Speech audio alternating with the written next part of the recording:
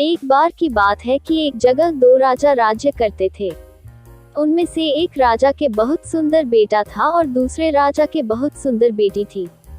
दोनों राजाओं के बच्चे शादी के लायक थे, इसलिए दोनों राजा अपने अपने बच्चों के लिए जीवन साथी ढूंढने के लिए लोगों को भेज रहे थे। किस्मत की बात कि दोनों राजाओं के दूत आपस में मिले और बातचीत के बीच उन्होंने एक दूसरे को अपने अपने उद्देश्य बताए। उन दोनों को यह सुनकर बड़ा आश्चर्य हुआ जब उनको यह पता चला कि दोनों के बाहर निकलने का उद्देश्य एक ही था और दोनों राजा भी आपस में एक दूसरे की टक्कर के थे। इस तरह राजकुमार और राजकुमारी का जोड़ा बहुत अच्छा बनता था। जब राजाओं ने अपने अपने दूतों से उनकी बात सुनी तो उन्होंने आपस में बात की और उन दोनों की शादी तय हो गई। एक दिन तय किया गया और दूल्हा दुल्हन के घर पहुंच गया। शादी की रस्में सब बहुत शानदार तरीके से पूरी की गईं, लेकिन उनकी खुशियों पर एक बादल छा गया। उनकी खुशी कितने कम समय के लिए थी। जब दूल्हा अपनी दुल्हन को लेकर घर लौट रहा था तो रात को वह एक बागीचे में रुका। इत्तेफाक से वह बागीचा परियों का था। ये परियां रात को वहां आती थीं।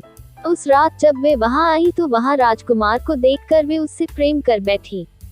उन्होंने उसको अपना बनाने का सोच लिया। उन्होंने उस पर ऐसा जादू डाला कि वह मौत जैसी गहरी नींद सो गया। अगली सुबह राजकुमारी और दूसरे लोगों ने उसको उठाने की बहुत कोशिश की पर सब बेकार। उन सबको लगा कि वह मर गया था, तो उन्होंने उसका दुख मनाया और उसके लिए रोए जैसे कि लोग किसी मरे आदमी के लिए रोते हैं, जिससे वे अब कभी बात नहीं कर पाएंगे। यह उनके लिए बड़ी मुश्किल की घड़ी थी। तभी वहां पर सूडाब्रोर और बूडाब्रोर दो चिड़ियां आईं और जहां लोग राजकुमार के लिए रो रहे थे, उस जगह के पास ही एक पेड़ की शाख पर आकर बैठ गईं और आपस में बातें करने लगीं। सूडाब्रोर बोला, इन लोगों को इस राजकुमार को दफन नहीं करना चाहिए। बूडाब्रोर बोला, क्यों? सूडाब्रोर बोला, क्योंकि यह अभी मरा नहीं है, शायद कुछ दिन में ही यह जिंदा हो जाएगा। उनके ये शब्द राजकुमारी के कानों में अमृत की तरह से पड़े। उसने तुरंत ही यह हुक्म दिया कि राजकुमार के शरीर को वहीं पड़ा रहने दिया जाए जहां वह था। उसने उन सब से यह वायदा किया कि वह इस हुक्म की वजह उनको बाद में बताएगी। इस हुक्म के अनुसार राजकुमार के शरीर को उसी बागीचे में छोड़ दिया गया और बाकी सब लोग अपने अपने घरों को चले गए। दुखी दुल्हन और उसकी तरफ के लोग एक तरफ चले गए, दूल्हे की तरफ के लोग दूसरी तरफ चले गए। राजकुमारी के माता पिता को अपनी बदनसीब बेटी की बदकिस्मती की बात सुनकर बहुत दुख हुआ। राजकुमारी भी दिन रात रोती रहती। कोई चीज उसको कोई आराम नहीं दे पाती। हर पल वह राजकुमार के लौटने की बात तकती रहती, पर वह तो आया नहीं। आखिर जब उससे अपना दुख और नहीं सहा जा सका तो उसने अपने पिता से महल छोड़कर इधर उधर घूमने की इजाजत मांगी जहां भी उसकी इच्छा होती। हालांकि राजा उसको इस तरीके से कहीं जाने देना नहीं चाहता था, पर अपने मंत्रियों की सलाह पर उसने उसको जाने की इजाजत दे दी। मंत्रियों का विचार था कि अगर राजकुमारी इसी तरह से यहाँ कुछ दिन और रही तो कहीं वह पागल न हो जाए, इसलिए उनकी सलाह पाकर राजकुमारी बाहर घूमने चल दी। वह दुखी सी चारों तरफ घूमने लगी। हर आने जाने वाले वह पूछती रहती, क्या तुमने राजकुमार को कहीं देखा है? क्या तुमने राजकुमार को कहीं देखा है? इस तरह घूमते घूमते और राजकुमार के बारे में पूछते पूछते उसको कई दिन बीत गए, पर कोई भी उसको राजकुमार के बारे में कुछ न बता सका। आखिर उसको एक बूढ़ा मिला। उसने उससे भी यही पूछा, क्या तुमने राजकुमार को कहीं देखा है?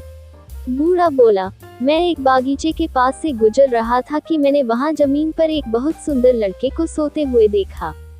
मुझे यह देखकर बड़ा आश्चर्य हुआ कि उस नौजवान ने आराम करने के लिए ऐसी जगह क्यों चुनी, इसलिए मैं वहां रुक गया। कुछ पल बाद ही मैंने कुछ परियां वहां आती देखी। उन्होंने उसके सिर के नीचे एक जादू की छड़ी रखी तो वह तो उठकर बैठा हो गया और उनसे बातें करने लगा। कुछ देर बाद उन परियों ने वह जादू की छड़ी उसके पैरों के नीचे रखी तो वह फिर से लेट गया और सो गया। मैंने बस यही देखा। मेरी तो समझ में आया नहीं कि इस सब का मतलब क्या था। राजकुमारी बोली, आश्चर्य, क्या तुम मुझे उस बागीचे तक ले जा सकते हो जहां वह नौजवान सोया हुआ था? बूढ़ा बोला, हाँ हाँ, क्यों नहीं। कहकर वह उसको उस बागीचे की तरफ ले गया जहां वह राजकुमार सोया हुआ था। जब वे वहां पहुंचे तो राजकुमार का शरीर वहां दिखने में बेजान जैसा पड़ा हुआ था। राजकुमारी ने देखा कि जादू की छड़ी अभी भी राजकुमार के पैरों के नीचे रखी हुई थी। उसने तुरंत ही वह छड़ी उसके पैरों के नीचे से निकाल ली और उसके सिर के नीचे रख दी। जैसा कि उस बूढ़े ने उसे बताया था, वह राजकुमार उठकर बैठा हो गया। उठते ही उसने राजकुमारी से पूछा, तुम कौन हो? तो दोस्तों, आपको ये कहानी कैसी लगी? कमेंट करके जरूर बताएं और नेक्स्ट पार्ट के लिए हमारे चैनल इन्फॉर्मेटिव हिंदी स्टोरीज को जरूर सब्सक्राइब करें।